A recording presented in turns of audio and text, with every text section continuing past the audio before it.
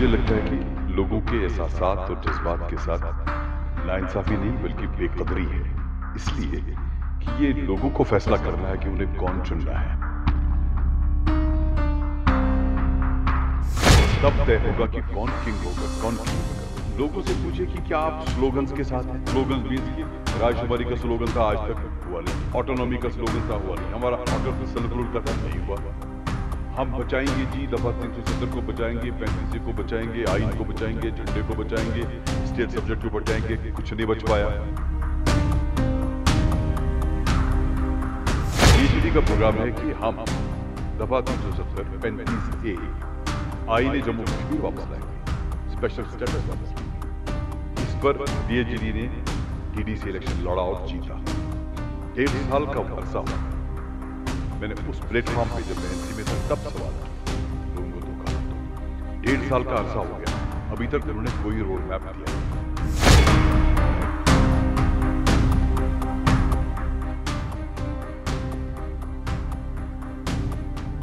जम्मू और कश्मीर में हदबंदी का अमल मुकम्मल हो चुका है और डिलिमिटेशन डॉक्यूमेंट को भी लागू किया जा चुका है। ऐसे में अब ये कहा जा रहा है कि आने वाले वक्त में मरकज़ी सरकार जम्मू और कश्मीर में असम्बली इंतखाबात का ऐलान कर सकती है। क्या यहाँ की सियासी जमातें इंतखाबात के लिए तैयार है? नई हदबंदी जो की गई है, कई इलाकों को ज़म किया गया और कई इलाकों को वजूद में लाया गया। क्या ये चैलेंज तो नहीं होगा यहाँ की मकामी सियासी पार्टियों के लिए? और जम्मू और कश्मीर की मौजूदा सियासी सूरत हाल के हवाले से यहाँ के सियासतदान क्या सोच रहे हैं, इस सब पर बात करने के लिए हमारे साथ इस वक्त मौजूद हैं साबिक़ वज़ीर और पीपल्स कॉन्फ्रेंस के सीनियर रहनुमा सैयद बशारत बुखारी साहब। खुशामदीद है आपका ईटीवी भारत में। आपका बहुत बहुत शुक्रिया। बशारत साहब, सबसे पहले जानना चाहेंगे कि दफ़ा 370 की मनसूखी को तकरीबन 3 बरस का अरसा मुकम्मल हो चुका है। आज आप जम्मू और कश्मीर को कहाँ पाते हैं? जहां इसको 5 अगस्त 2019 के बाद होना चाहिए वहीं है। जो हमें एहसासात तब लग रहे थे, जैसा हमें महसूस हो रहा था, क्या होगा, कैसे होगा, किस तरह से परेशानियां होंगी, बाकी चीजें होंगी, वो तो हैं। और सबसे बड़ी बात है एतबारियत निज़ाम पे, वो तो कम है। हदबंदी का जो अमल है वो मुकम्मल हो चुका है और डिलिमिटेशन डॉक्यूमेंट जो है उसको लागू भी किया जा चुका है। ऐसे में आप इस प्रोसेस को किस नज़रिए से देखते हैं? कई कॉन्स्टिट्यूंसी को बुरी तरह से ब्रेक किया गया और उसमें जो बूथ्स थे, पोलिंग बूथ, मिसाल के तौर पर एक कॉन्स्टिट्यूंसी में 2 पत्तियां या 3 पत्तियां हैं, उनका एक पोलिंग बूथ होता है। इजी कहाँ होगा, नजदीक कहाँ होगा? अब उन 3 पत्तियों में से या एक गांव या 2 पत्तियों में से 2 पत्तियां एक कॉन्स्टिट्यूंसी में रह गई और वो गांव दूसरी कॉन्स्टिट्यूंसी में गया। तो जहां वो इकट्ठे वोट डालते हैं, अब उनको अलग अलग वोट डालना है। तो इट इज ए प्रोसेस, इसको पाए तकमील तक पहुंचाना है। इट इज ए प्रोसेस, ये सरकार की जिम्मेदारी है। और साथ ही साथ जो हर इलेक्शन से पहले होता है कि नए नए वोटर जो 18 साल की उम्र की हद पार करते हैं, उनका भी लाजमन और वोटर फिर इसमें नाम आना चाहिए। वो भी एक प्रोसेस है। तो मुझे लगता है कि सरकार को जल्द से जल्द करना चाहिए वो। अच्छा बशारत साहब, जो आपने हदबंदी की बात की और इस हवाले से आपको लगता है कि जब आप इंतखाबात लड़ने जाएंगे, लोगों के पास जाएंगे, तो मुश्किलात कुछ हायल हो पाएंगे? इस निज़ाम ने शायद जितना भी कुछ किया वो मुश्किलात हाइल करने के लिए ही किया। लेकिन अब जमहूरियत है, अगर उसकी रूह कहीं बाकी है तो हमें तो मुश्किलात इसलिए नहीं है। हाँ, लोगों को मुश्किलात हुए एक तरह से कि एक लगाव होता है, एक लगन होती है, एक ताल्लुकदारी होती है, या एक जोग्राफिकल कंटिग्यूटी होती है, ठीक है ना? उसमें अगर गांव देहात दाएं बाएं चले गए, या कई बार तो बिजनेस का भी ताल्लुक रहता है, और कई बार सबसे बड़ी बात है, कई बार जो दफातर होते हैं उनका एक ताल्लुक रहता है। कई इलाके ऐसे हैं कि जहाँ पे दफ्तर एक जगह रह गया और कॉन्स्टिट्यूंसी उनकी दूसरी हो गई, तो अब उस दफ्तर पे या उस अफसर पर एक एमएलए का नहीं 3 एमएलए का दखल तो नहीं कहूंगा मैं, लेकिन जिम्मेदारी रहती है। इस हवाले से बहुत सारी दिक्कतें मुश्किलात तो हो गई। लेकिन देखा जाए तो सियासी जमातों के लिए तो ये कोई दिक्कत नहीं होती, ये हमारे लिए दिक्कत नहीं है। लोगों तक पहुंच पाएंगे? बिल्कुल, हम सियासी जमातें तो हर वक्त तैयार ही रहती हैं इसमें कोई, बिकॉज आप जिम्मेदारी को ठुकरा नहीं सकते, सबसे बड़ी बात है। देखिए, एक चीज समझना बड़ा अहम है कि ये जो सियासी जमात में आप आते हैं या इवन जो सहाफ़ी होते हैं, ये एक सो मोटो आप आते हैं कि जनाब हम लोगों की खिदमत करेंगे। आपके घर कोई नहीं आता है। आप इस वक्त मेरा इंटरव्यू कर रहे हैं, आपने एक चैनल में काम कर रहे हैं और आप निकले हैं कि लोगों की बहबूद के लिए उनकी बात को आगे पहुंचाएं, उनके परेशानियों को, पीड़ा तकलीफ वो अरबाब इख्तिदार तक पहुंचाएंगे। या आपने एक खुद ही एक सोच बना के निकल आए हैं कि मैं अवाम की खिदमत करूंगा। इसी तरह से जो सियासत में आता है, वो भी एक उसका अपना ज़ाती फैसला होता है कि मैं इस मैदान में उतर के लोगों की खिदमत करूँगा। सो इसमें कोई उसका, और इसमें इम्तिहान भी होता है, शायद आपका ना हो, आप जब तक आप नौकरी करेंगे आपको इम्तिहान कोई पूछेगा नहीं, पर हमारा इम्तिहान होता है। तो इसलिए ये शख्स जो ज़हनी तौर आमादा होके इस मैदान में उतरता है, वो हमेशा तैयार होता है, उसको तैयार रहने की ज़रूरत नहीं पड़ती है। हाँ, अब इम्तिहान सरकार का है अब की बार। अगर वो वाक़ई में जमहूरियत और डेमोक्रेसी में यकीन रखते हैं, सरकार अगर रखती है, तो ज़्यादा से ज़्यादा पोलिंग बूथ बनाएँ ताकि अगर कम वक़्त भी हो, ठंड भी हो, जो भी हो, तो उसमें ज़्यादा से ज़्यादा लोग अपने हक़ रायदही का इस्तेमाल कर सकें। डॉक्टर साहब, हदबंदी के बाद अब ये कहा जा रहा है कि आने वाले वक्त में असम्बली इंतखाबात होंगे, तो पीपल्स कॉन्फ्रेंस असम्बली इंतखाबात के लिए कितनी तैयार है, और क्या अगली सरकार में पीपल्स कॉन्फ्रेंस किंग होगी या किंग मेकर होगी? ये तैयार होने का मतलब हम तैयार हैं। दूसरे सवाल का जवाब ये है कि ये मुझे लगता है कि लोगों के एहसासात और जज़्बात के साथ नाइंसाफ़ी नहीं बल्कि बेक़दरी है। इसलिए कि ये लोगों को फ़ैसला करना है कि उन्हें कौन चुनना है। ये लोगों का फ़ैसला जब करेंगे कि वो किसको चुनेंगे, और तब तय होगा कि कौन किंग होगा, कौन किंग मेकर होगा। अगर मैं आपको ये बताऊँगा कि ये किंग मेकर हूँगा मैं या मैं किंग हूँगा या हम जीतेंगे, मुझे लगता है कि ये तकब्बुर और तकब्बुर की निशानी है, तहक्कुम की निशानी है। ये ना लोगों को पसंद है, अल्लाह ताला को तो पसंद बिल्कुल है ही नहीं, क्योंकि वो ऊपर बैठा है, रब्बे ज़ुल जलाल बैठा है। और सबसे बड़ी बात है कि वो हमारी नीयत को देखता है, और नीयत के एतबार से ही वो लोगों को इल्हाम डालता है कि किसकी कामयाबी होगी, कौन आपको संभाल सकता है। तो मुझे उम्मीद है कि अल्लाह ताला हम सब पर अपना करम करेगा। चंद एक जमातों के साथ साथ आप पर, यानी पीपल्स कॉन्फ्रेंस पर भी ये इल्ज़ाम लगाया जाता है कि आप बीजेपी की बी पार्टी है। ये कहाँ तक सच है? मुझे बताइए, आप मुझे ले लीजिए, आप let me talk about my self. मैं जब एमएलसी का मैंने जब फॉर्म भरा, फिर एमएलसी बना, तो तब फॉर्म फॉर्म भरने के वक्त मैंने हल्फ उठा लिया, और जब जीता तब भी हल्फ उठाया। जब एमएलए का फॉर्म भरा तब भी हल्फ उठाया, जब जीता तब भी हल्फ उठाया, जब दूसरी बार फिर फॉर्म भरा, फिर हल्फ लिया, फिर जीता, फिर हल्फ लिया, फिर मिनिस्टर 2 बार बना तब भी हल्फ उठाया। मैंने भी वही हल्फ उठाया जो ये कहने वाले हैं, नेशनल कॉन्फ्रेंस या पीडीपी की लीडरशिप, उन्होंने भी वही हल्फ लिया। अब उन्होंने अल्लाह ताला की कसम खा के ये नहीं कहा कि मैं चीन के आईन की तायीद करूंगा या उसकी पासदारी करूंगा, या उन्होंने ये नहीं कहा कि हम अफगानिस्तान या अमेरिका के आईन की पासदारी करूंगा। अगर मैंने ये कहा कि मैं हिंदुस्तान की आईन की पासदारी करूंगा हल्फ में, अल्लाह सुब्हानहू ताला को मद्देनजर रखते हुए, ये मैडम महबूबा जी ने भी कहा, ये फारूक साहब ने भी अपने वक्त में कहा है, उमर साहब ने भी कहा है, ये उनके वुज़रा ने भी कहा है, हमारे वुज़रा ने भी कहा है। मुझे बताइए कि आप कब तक और किस हद तक लोगों को, जो नहीं है लोग, कोशिश करेंगे कि उनको लगता है कि लोगों के पास अकल नहीं है, बात कहने की है। टेल मी हाउ, अगर मैं आपसे कहूँगा, गुजारिश करूंगा कि आप डिफरेंशिएट कर लीजिए। वजीर आला साहब या साहिबा जब हल्फ लेते हैं, वो कहते हैं कि हम अल्लाह ताला को हाजिर नाजिर रखकर कहते हैं कि हम हिंदुस्तान के आइन की, या तब हमारा अपना पासदारी करेंगे। हमारा जैन के जम्मू कश्मीर का भी आइन था, तो पासदारी करेंगे, ये मैं भी कहता हूं। लेकिन मैं बीजेपी के साथ हो गया, वो किसके साथ है फिर? सऊदी अरब के साथ कि इराक ईरान के साथ? किसके साथ बताएं तो सही।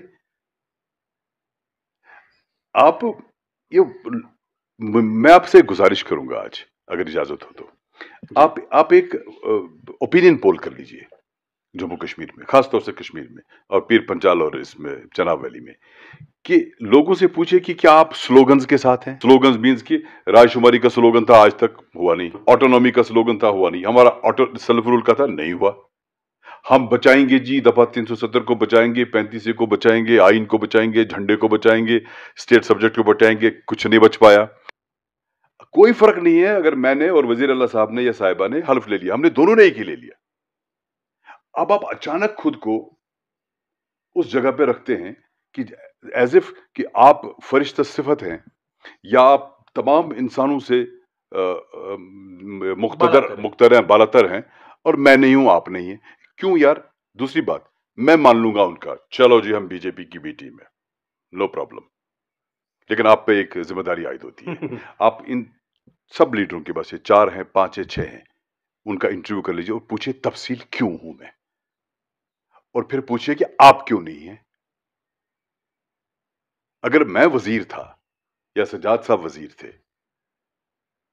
कैबिनेट में, हम बी हो गए, तो वजीर आला साहब या साहिबा तो ए होगी ना ऑटोमेटिकली। तो मैं एमओए साहब को मैं बता दूंगा ये सी है।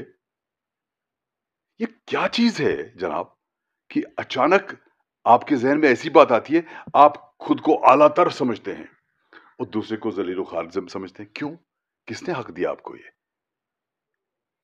क्या लॉजिक है इसके पीछे? ये आप पे जिम्मेदारी है, आप पूछिएगा उनसे, मेरा कहिएगा कि उसने कहा तफसील बताइए क्या मामला है, और वादा करता हूं अगर नहीं बताई तफसील मैं बता दूंगा। बशर साहब, आपसे मैं ये पूछना चाहता हूँ कि पीपल्स कॉन्फ्रेंस का जिस मकसद के लिए वजूद लाया गया था बरसों पहले मरहूम अब्दुल गनी साहब की क़यादत में, उस पीपल्स कॉन्फ्रेंस और आज की पीपल्स कॉन्फ्रेंस में फ़र्क क्या है? लोन साहब मरहूम, अल्लाह ताला मगफिरत करे, he was ahead of his age and times.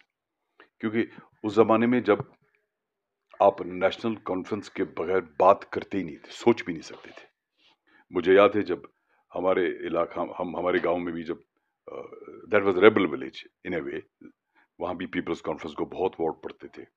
मुझे याद है, मैं छोटा छोटा था, मैं हम भी घूमते थे इन जलसों वलसों में। तो कई जहाँ जहाँ पे हमारे कैंडिडेट होते थे क्रीरी से, अपने गुलजार साहब या इवन मुजफ्फर हुसैन बेग साहब पार्लियामेंट के होते थे, तो मुझे याद है जहाँ जहाँ पे पीपल्स कॉन्फ्रेंस का वोट बैंक होता था, ज़्यादा नहीं होता था, तो वहाँ पे रात को कुछ लोग गली कूचों में दौड़ लगाते थे, डराते थे। मैंने खुद देखा है ये। ऐसे हालात में जब एक आदमी निकल के एक बदलाव की बात करता है, नारा बुलंद करता है और एक तहरीक चलाता है, वो जो मिनिस्टर भी रहा हो, एमएलए भी रहा हो, फिर वो आके जमीन से दोबारा शुरू करता है, आपको उसकी दाद देनी पड़ेगी। और वो सिलसिला जब चलना शुरू हो गया, तो आपको मालूम है कि बहुत सारा ये चोरियां हुई इलेक्शंस में, और ये जो 1989 या 90 की जो तहरीक या बंदूक आई, उसकी बुनियाद भी शायद 87 का इलेक्शन ही है। क्योंकि क्या फर्क पड़ता था कि अगर बहुत सारे लोग निकल के उन्होंने मुस्लिम यूनाइटेड फ्रंट बनाया, और अगर वो 4 सीटों की जगह 10 सीटें लेते, तो इसे फर्क क्या पड़ता? वो तो जमहूरी निजाम में ही लड़ रहे थे ना।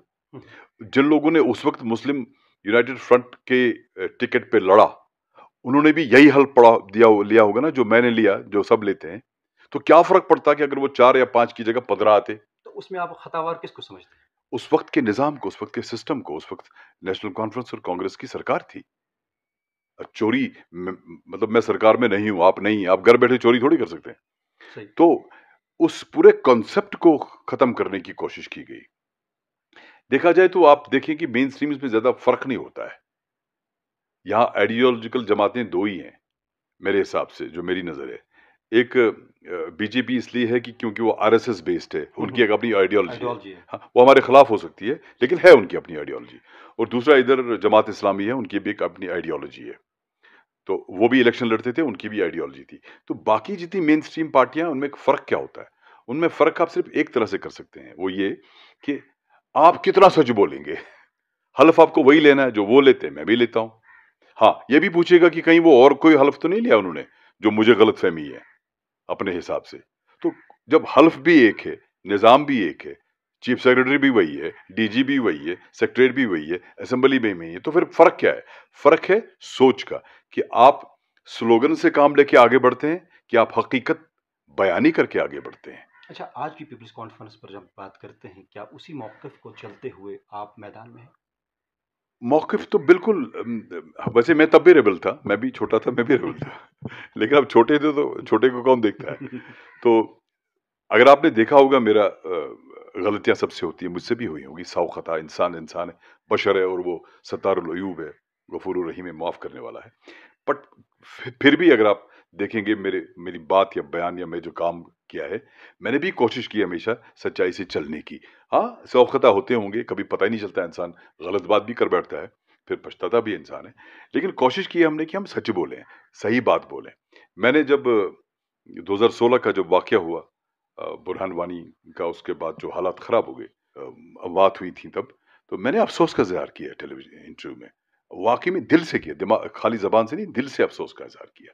क्योंकि ये वही जानता है, वही घर जानता है जिसका कोई निकल जाता है। और यहाँ तो हर घर किसी न किसी तरह से पिछले 30 एक साल में मुतासिर है। मुतासिर है, चाहे पड़ोसी की वजह से या अपनी वजह से। हर घर में दर्द है, हर घर में तकलीफ़ है। अब यू कांट रिलिश इट, आप खुश थोड़ी होंगे। तो उसके बाद जब मैंने इंटरव्यू दिया तो मुझे मेरे कई साथियों ने मेरे खिलाफ एक महाज खड़ा किया पार्टी में कि इसने अफ़सोस का इज़हार किया।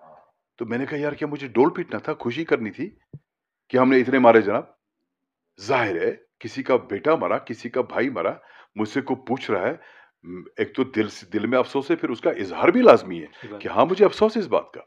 हमारी पार्टी जब ऑपोज़िशन में थी, हमने सेक्रेटेरिएट के बाहर भी धरना दिया, हमने लाल चौक में भी धरना दिया, हमने पीडीपी ऑफ़िस के बाहर भी धरना दिया, हम धरना देके गवर्नर हाउस भी चले गए, उस चीज़ के खिलाफ, हुँ, हुँ। 2010 के खिलाफ। फिर जब 2016 आ गया, जब हालात फिर खराब हो गए, हुकूमत आपकी थी। हुकूमत हमारी थी, फिर मैंने अफ़सोस किया, फिर अफ़सोस करना भी गुनाह। तो अगर हम आज अगर हम तब एहतिजाज करते थे गलत है, तो आज जब हमारी सरकार में ऐसा हुआ, तो आज भी तो गलत है। तो आज कैसे ठीक है? तो हम आप बात नहीं कर सकते, तब आप ढोल पीटते थे, तब आप नगाड़े बजाते थे, तब आप एहतिजाज करते थे। तो ये जो डाइकोटोमी है, ये जो सोच का फ़र्क है, पहले एक अंदर है तो एक सोच, बाहर है तो दूसरी सोच। ये जो सोच है, यही हमारे समाज को खराब करती है। अच्छा, जब आप सरकार में होते हैं, फिर वो चीज़ आप देखते ही नहीं। फिर आपके नज़रिया बदल जाता है, आपके आदात बदल जाते हैं, आपके अतवार बदल जाते हैं, आपका स्टाइल बदल जाता है। पीएचडी की सभी जमातें लगभग, खासकर नेशनल कॉन्फ्रेंस और पीडीपी ने ये इशारा दिया है कि वो आइंदा जो असेंबली इंतखाबात होंगे, इकट्ठा लड़ेंगे। ये आपके लिए चैलेंज तो नहीं होगा? ये चैलेंज उनके लिए, हमारे लिए थोड़ी है। वो इसलिए कि पीएचडी का प्रोग्राम क्या है? पीएचडी का प्रोग्राम है कि हम दफ़ा 370, 35 ए जो हमारा झंडा था हल वाला और 3 स्ट्रिप्स वाला, वो वापस लाएँगे। आईन जम्मू कश्मीर वापस लाएँगे। स्पेशल स्टेटस वापस लाएँगे। ये उनका प्रोग्राम है। इस पर पीएचडी ने डीडीसी इलेक्शन लड़ा और जीता। 1.5 साल का अरसा हो गया। मैंने उस प्लेटफ़ॉर्म पे जब मैं एनसी में था तब सवाल किया, लोगों को धोखा मत दो। 1.5 साल का अरसा हो गया, अभी तक उन्होंने कोई रोड मैप दिया नहीं है। सो अगर इसको हम रेफरेंडम के तौर पे लें, लोगों की तरफ से पीएचडी के पॉलिसी के सपोर्ट में, तो वो डीडीसी में दिया है उन्होंने। रेफरेंडम एक बार हो सकता है, बार-बार नहीं हो सकता है। सो अब की बार अगर इनको ऐसा करना है, तो ये चैलेंज उनके लिए है, मेरे लिए नहीं है। अब ये थोड़ी चलेगा कि आपने 71 में 31 में कोई बात कर दी, फिर 47 में कर दी, फिर 53 में, 65 में, 75 में, 77 में, 83 में, 87 में, 96 में, 2 में, हुआ कुछ नहीं, सारा निकल गया। तो आज उनको वक़्त मुकर्रर करना पड़ेगा कि जनाब ये चीज़ अगर हम सरकार में, अगर अब सरकार बनाते हैं हम इकट्ठे, या आप हमें मौका देते हैं सरकार बनाने का, हम 1 महीना या 1 साल या 363 दिन या 370 दिन में ये कर देंगे। चैलेंज उनका है, हमारा तो नहीं है। अच्छा बशरत साहब, पीडीपी और नेशनल कॉन्फ्रेंस को हर एक प्लेटफॉर्म पर है ये बोलते सुना जा सकता है कि हम दफ़ा 370 की बहाली के लिए अदालती लड़ाई लड़ेंगे और इस हवाले से जद्दोजहद करते रहेंगे। क्या आपका मौक़िफ़ भी वही है या कुछ और? देखिए, अगर 370 का जाना या इनका जाना, मान लीजिए ये अनकॉन्स्टिट्यूशनल है, हुँ, हुँ। ये आइन की नफ़ी करता है, आइन हिंद की, 2 मिनट के लिए मान लेते हैं हम। है भी, बहुत सारी चीज़ें ऐसी है जो शायद नहीं होनी चाहिए थी अगर आईनी रूह से देखा जाए। अब सरकार ने कर लिया और पार्लियामेंट में मेजॉरिटी थी, कर लिया। इसको सही या गलत साबित कौन कर देगा? हुँ, हुँ। कोर्ट, आप एक्सपेक्ट करते हैं ये चीज पार्लियामेंट से कि वो ठीक करे। अब पार्लियामेंट उन्हीं की है जिन्होंने किया। सही। अब आपको तब तक वेट करना पड़ेगा जब तक ये लोग नहीं होंगे। कोई ऐसी जमातें आएंगी या कोई ऐसी जमात आएगी जिसको हम ये बता सकें या ये जो समझ ले कि उस वक्त जो हुआ है वो आईनी एतबार से गलत हुआ है। That's a long drawn thing, कब क्या होगा मालूम नहीं। तो उसका दूसरा पहलू है कोर्ट जब करे तब करे। तो कोर्ट में लड़ रहे हैं, लड़े, और पूरी तरह से आप वहां पे अपना जो मौकफ है वो रखें। लेकिन पीएचडी ये थोड़ी कह रही है, कोर्ट तो चल रहा है, अभी वैसे सुनवाई हुई नहीं कभी, कोर्ट चल रहा है, कब सुनवाई करेंगे। लेकिन जो आपने डीडीसी इलेक्शंस में प्रोग्राम दिया, लोग, मैंने खुद कहा लोगों से कि भाई आप सपोर्ट कर लीजिए ताकि हम पूरी दुनिया को और पूरे मुल्क को बता सकें कि जो हमारे साथ हुआ वो गलत हुआ, हमें लूटा गया। तो लोगों ने उसका सपोर्ट कर लिया। अच्छा, पीपल्स कॉन्फ्रेंस खाली वाह वाला करेगी इस पे कि और आगे चलेगी, जिस तरह से मैं मौके की बात की, जो अदालती लड़ाई की बात वो कर रहे हैं? कौन बहाली की नहीं चाहेगा भाई साहब। मैं एक मकान में रहता था, उसमें आईन जम्मू कश्मीर की छत थी, उसमें दफा 370 की दीवारें थी, उसमें बाहर जो बड़ी दीवार थी वो 35A की थी, अंदर स्पेशल स्टेयर्स का फर्श फरूश था। तो ये सारा छत उड़ गया, दीवारें उड़ गई, फर्श निकल गया, तो कौन नहीं चाहेगा ये वापस आ जाए। क्या पीपल्स कॉन्फ्रेंस को उम्मीद है? अगर आप इज्जत एहतराम की निगाह से देखें तो यस, बाकी उनका जमीर। बशर साहब, जिस तरह से टारगेट किलिंग का सिलसिला फिर से चल पड़ा है, हाल ही हलाकतों की अगर बात करें, पहले राहुल भट्ट, फिर अमरीन भट्ट, और अब एक और माइग्रेट खातून टीचर की मौत, इन हलाकतों को आप किस तरह से देखते हैं?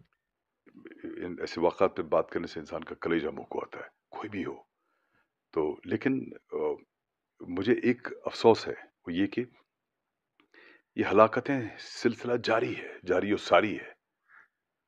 हमने 90 से देखा ये। मैं अक्सर कभी-कभी बोलता हूँ, ये आप जब ये निज़ाम बदलते हैं, इसमें फ़र्क कोई नहीं पड़ता। क्यों? क्योंकि ये एक इश्यू बेस्ड मामला है। इट इज़ नॉट समथिंग कि किसी ने बंदूक उठाई तो उसने किसी को लूटना चाहा। इसकी एक कश्मीर इशू के एतबार से एक इसकी बेसिस बनी हुई है, तब जाके ये सारी चीज़ें हो जाती हैं। अब देखिए ना, 90 में जो डीजी साहब थे या आईजी साहब थे, या जो 96 में थे, या जो 2010 में थे, या जो आज हैं, इनका फॉर्मेट एक ही है। ये अपना काम करते हैं, सिर्फ जगह, आदमी, वक्त, तारीख बदलता है, फॉर्मेट सेम है। जो 90 में होता था फॉर्मेट, वही आज है। लेकिन ये फॉर्मेट न पुलिस बदल सकती है, न आर्मी बदल सकती है। वो अपना काम करते हैं, because they are not creators of this thing. न वो रेजोल्यूशनिस्ट हैं, न वो रिजॉल्व कर सकते हैं, वो सिर्फ डील करते हैं। वो एक कोर्स है, डील करते हैं। लेकिन ये पॉलिटिकल सिस्टम को फॉर्मेट बदलना है, ऐसे हालात पैदा करने गवर्नमेंट ऑफ इंडिया के एस्टैब्लिशमेंट को इस कश्मीर इशू के हवाले से बेसिक है कि ये फॉर्मेट बदले नहीं, ये फॉर्मेट ही खत्म हो जाए। ये पुलिस नहीं कर सकती है, ये फौज नहीं कर सकती है, ये हिंदुस्तान के एस्टैब्लिशमेंट को। अब अगर हम कहेंगे हम करेंगे, हमें कहता है जनाब ये तो एक्सटर्नल अफेयर्स का इशू है, आपको हक ही नहीं बोलने का। मुझे नहीं पता किस आईन हिंद ने ये कहा है कि आप एमपीज को चूज करो, फिर वो एमपीज पार्लियामेंट में जाएंगे, फिर वहां वो एक्सटर्नल अफेयर्स मिनिस्टर या होम मिनिस्टर बनेंगे, फिर आपको हक उसको क्वेश्चन करने का है ही नहीं। ये कौन से आईन में लिखा है? चलिए 2 मिनट के लिए मानते हैं, हम नहीं बोलेंगे। आप तो करो ना, आप तो करके दिखाओ, आप इस फॉर्मेट को खत्म कर दो, ऐसे हालात पैदा कर दो कि ऐसा होगा नहीं। बहरहाल, आपने जम्मू कश्मीर की मौजूदा सियासी सूरत हाल के हवाले से हमसे बात की और हमें अपना कीमती वक्त दिया, आपका बेहद शुक्रिया। आपका भी बहुत बहुत शुक्रिया। सलामत रहिए।